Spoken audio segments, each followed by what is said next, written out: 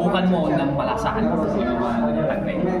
Pero yung exit, make it iconic. Huwag yung words na ganyan na icon. Yung get started, okay lang yan. Click mo. Yan. Si admin, gawin mo siyang logo lang ng admin doon sa baba. Dito na part. Iconic lang siya. Tapos user, kapag inopen mo yung get started, lalabas agad yung login form ng user. Okay? Pagkatapos, click mo ba ito? Yan, lalabas yung login form ng user. Pero meron din dapat ito sa baba, yung create account. Kasi lahat ng gagamit ng system mo wala pang account. Tama? Create account muna. Pagkatapos niya mag-create account, babalik siya dyan. Pag nag-login na siya, papasok siya sa dashboard. May dashboard na ba yan? Okay, wala pang dashboard. Pag click mo yan, lalabas siya sa dashboard. For example, ito yung dashboard niya. Okay? Mag-video kayo ah. For example, ito yung dashboard niyo, nag-open ka na doon. No? Ano product niyo? Pagkain, di ba? Sakto, pagkain. Okay, for example, ito yung milk tea, ito yung donuts, ito yung something drinks nyo. No? Lahat ng nakikita yung product yan, hindi yan mano-mano na nilagay. Na-add yan, add product yan. Kasi lahat ng gagamit ng system nyo, hindi naman sila marunong mag-code. Tama? Pasok na kayo dito. Minsan, doon kayo sa kabila. Dito ka uwi. Yan. Pwede kayo mag-video Video mo naman. Kaya may iPhone. Tingnan ko muna yung kanyang get started nyo. Bago tayo sabay-sabay. Full screen niya na. Yung admin, logo lang siya dito na maliit. Si user lalabas agad dito yung login form ni user. Pero hindi pa siya tapos kartahan. Okay, dito. Pagkatapos nyo ko na, lumabas yung user, no? Siyempre wala pang account yung mag-order. Mag-create account muna siya. Tapos maglalagin siya. And papasok siya dito sa dashboard. For example, ito yung dashboard nyo. Anong product nyo? Mga hardware. Kunwari hardware to Kunwari hardware product yun Kunwari hindi pagkain Sa inyo pagkain, no? Okay, for example, mag-order ako.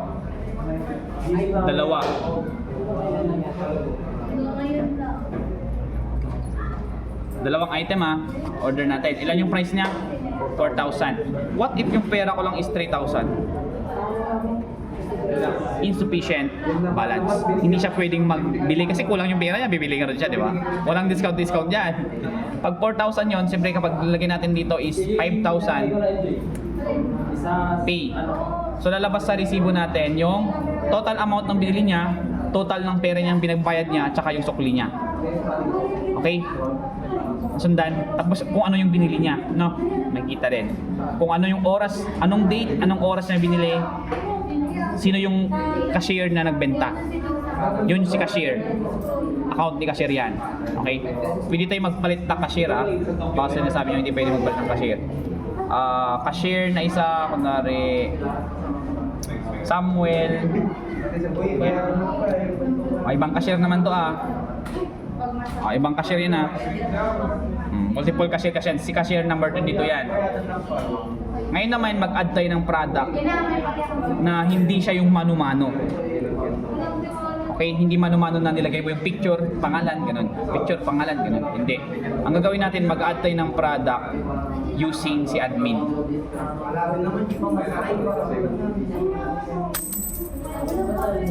Okay. Si admin naman, full screen to kasi maliit lang yung laptop nung pinaggawan ng may-ari nito. Si admin, dito ka mag-a-add ng product na ibebenta mo doon sa... Wait lang. Press natin. Out of memory. Si product, doon ka... doon ka magbebenta ng product doon sa... lahat ng product na binibenta mo, i-add mo using admin.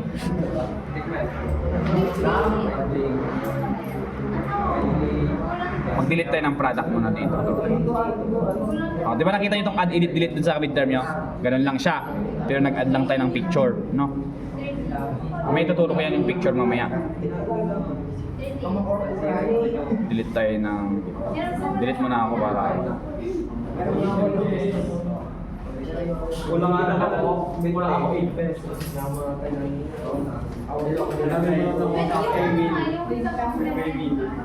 May buo ka lang.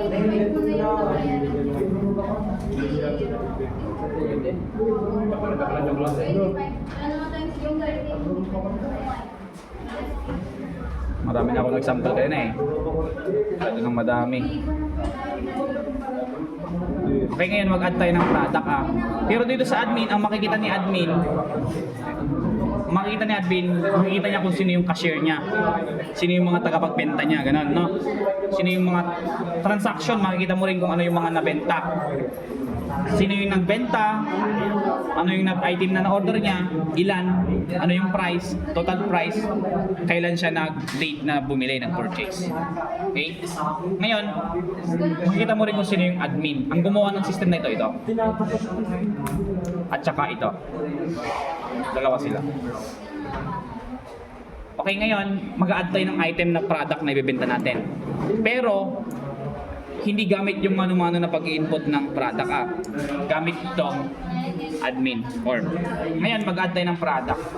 Select tayo ng image na ibebenta natin.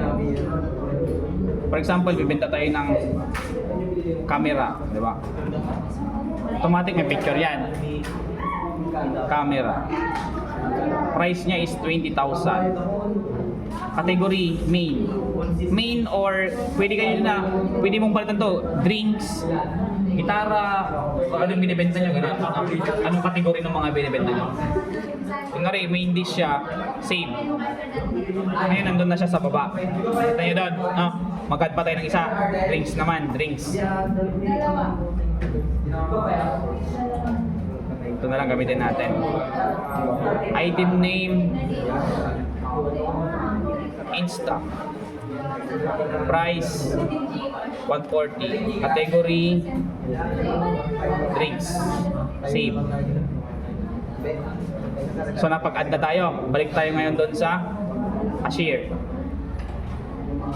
Pwede ka mag-sign up din dito ng cashier mo Kunwari, Sam.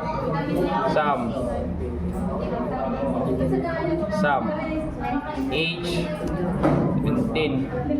Gender male. Select image. Tapos username ko Sam. Password Sam. Confirm password Sam. Birth date 2025 22 08 21, diba? Register. Sam. So makita nyo doon, Sam. Pang cashier 24 na ako. Okay? So dito nag-add tayo ng product kanina sa main dish na camera. Tama? Hindi ako nag-add ng product na mano-mano using admin yon. And dito naman sa drinks, nag-add tayo ng in-stock. Nabibili rin yan Pag click ko yan, nabibili rin sila. Tapos mag-add tayo ng drinks. Place order. Ito na yung product natin Sino yung cashier? Si Sam. Tama? Ngayon, pay tayo. 21,000 yung pera natin. So lalabas na cashier, lalabas dito sa resibo kung sino yung anong date, anong oras, sino yung nag-employee na cashier, ano yung product na binili, ilan yung total amount change. Okay? Ito yung resibo niya. Ngayon balik tayo sa admin. Dito naman pwede kang mag-edit ng profile dito. Ilagay mo lang dito yung ID niya, 24. Update, pwede mong i-edit yung picture mo kung gusto mong i-edit yung picture. Kung cashier ka, pwede ka rin mag-change ng password. Change password dito. Next is punta tayo dun sa admin. Tignan natin yung mga nabiling pagkain.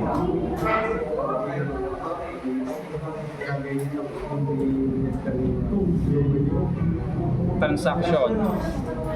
Hanapin natin si Sam. Yun ang nabinta natin kanina, di ba? Ito, camera ba yun? Cashier name, Sam. Ayun dito na sila, di ba? Yung camera at saka yung in-stock.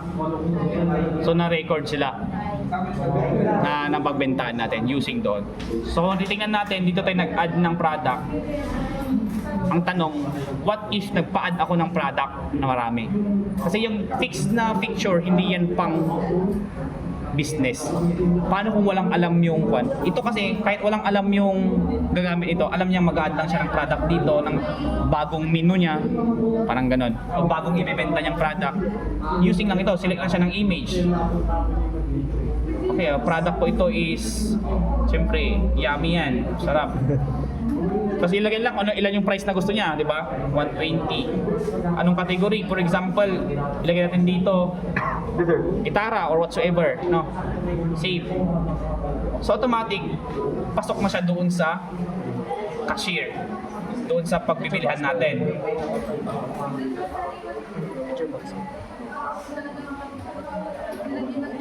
Automatic nandito na siya sa dessert. So, titignan nyo, same size sila lahat. Paano maglagay ng ganun, sir? Automatic Surprise! Hanapin ko na yung YouTube nito, tapos send ko na lang sa GC nyo. Sige. Ang tanong, ano ang mas mahirap? Ito o yun? Sa database. Nakita nyo yung database niya? Okay, sa database naman, ito yon. Paano yung picture sa database?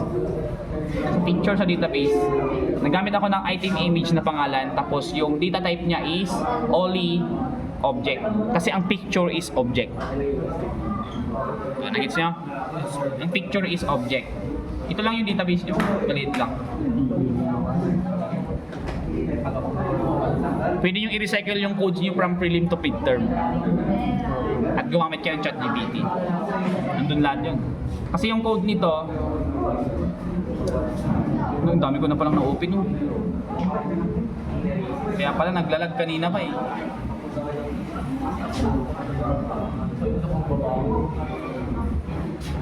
Mga ilang form yan, sir? 19.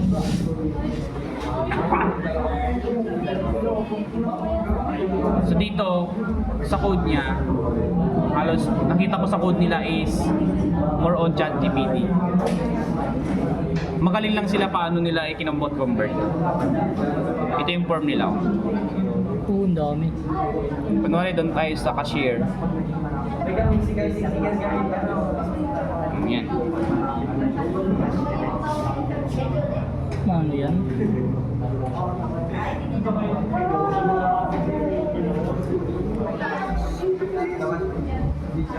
So mas madali yung add product na ganito kasi yung sa mano-mano kayo mag-add ng picture. Gets? Ngayon, bahala kayo kung anong gagawin nyo. Kung gusto nyo gawin to, mas mataas yung grade. Pero kung gusto nyo yung mano-mano, expect nyo yung okay lang. Mga line of 7, ganun. Na grade. Okay na to, mga ganun. Kaya nyo naman gawin to. I will try, search na lang din sa YouTube kung paano gawin yung mga ganun. Nasa YouTube lang yun yan. Pero nakalimutan ko. Open lahat. Kahit anong code. Sa AI kasi make sure na specific yung question mo pag ask mo ng question. Ngayon, pirma na. Autograph. Okay na.